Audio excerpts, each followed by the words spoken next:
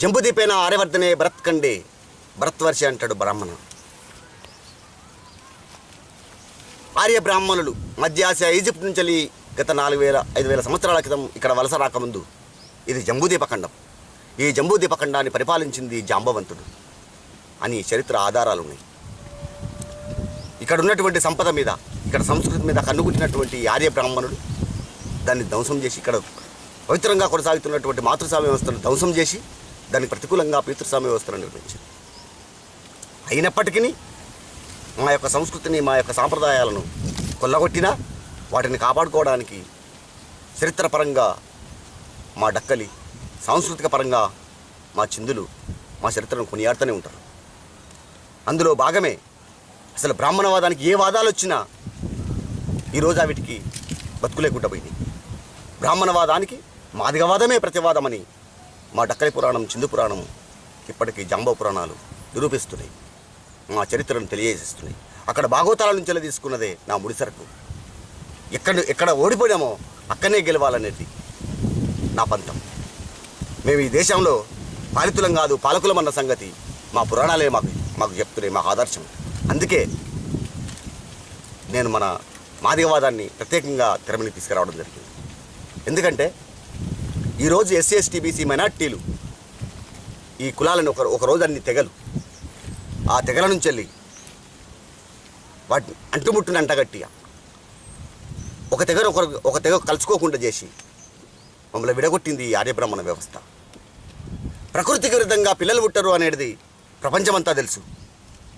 కానీ ఈ ఆర్య మనువు అంటాడు, నోట్లకెళ్ళి బ్రాహ్మణుడు పుట్టిండని, సాతిలకెళ్ళి క్షత్రియుడు పుట్టిండని, వైశ్యుడు తొడలలో నుంచి పుట్టిండని, శూద్రుడు పాదాల నుంచి పుట్టిండని.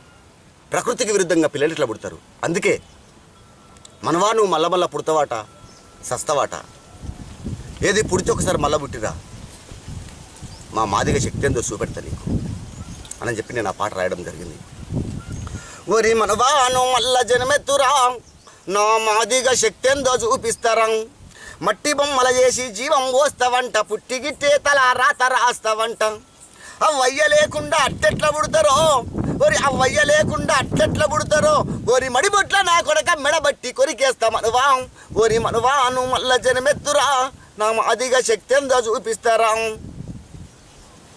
పంచభూతాలనే ప్రాణంగా నమ్ముకొని ఎల్లవేళ మేము సల్లంగా బతికినం, నీలమ్మ గుండెపై జోల పాటయ్యినం, ప్రకృతి వడిలోన పాపలై ఊగినం, మట్టి వాసన పీల్చి మనసులో మోయినం, ఈ మట్టి నుండి సరి సంపదలు తీసినం, కనిపెంచిన తల్లి కాళ్లకు మక్కినం, మాతృసామ్యానికే పెత్తనాన్నిచ్చినం, తొలుత ఈ భూమి మీద పుట్టిన మమ్మల్ని శూద్రులను చేసి సురుశృత చేయమన్నావు మనవా, ఓరి మనవాను మల్ల జన్మెత్తురా, నా మాదిగ శక్తి ఎంతో చూపిస్తారా, రాయి రప్ప రాసుకున్నప్పుడే నిప్పు పుడుతుందన్న నిజము తెలవదారా, చెయ్యికి తగులుకున్నప్పుడే సప్పుడొస్తుందన్న సత్యం మెరుగావారా, మనసు ఏకమై కలుసుకుంటే కొత్త మనిషి పుట్టునన్న మరమ మెరుగావారా, తోడు ముట్టాకుంటే పుట్టుకే లేదనే జాడ నెరగావారా, పాడు ముండె కొడక, అరే బాపనోడే నోట్లకెళ్ళెట్ల పుట్టిండు, వేద శాస్త్రాలను బట్టెట్ల పట్టిండు మనవా, ఓరి మనవాను మల్ల జన్మెత్తురా, నా మాదిగ శక్తి ఎంతో చూపిస్తారా, మంత్రాలు తంత్రాలు కుతంత్రాలతోటి బాపనోడిగా బలిసి బతుకమని చెప్పావు, సాతి నుండి మనిషి పుట్టడని తెలిసిన క్షత్రియుడిని దొంగ సాక్ష్యంగా చూపావు, తొడ నుంచి పుట్టిన వైశ్యనా వంశమని తోడు దొంగల ఈ దోసుకోమన్నావు.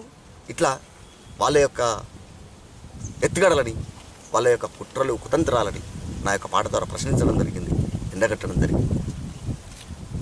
బ్రాహ్మణవాదానికి మాదిగవాదమే ప్రతివాదమని సాటింపేయడం జరిగింది.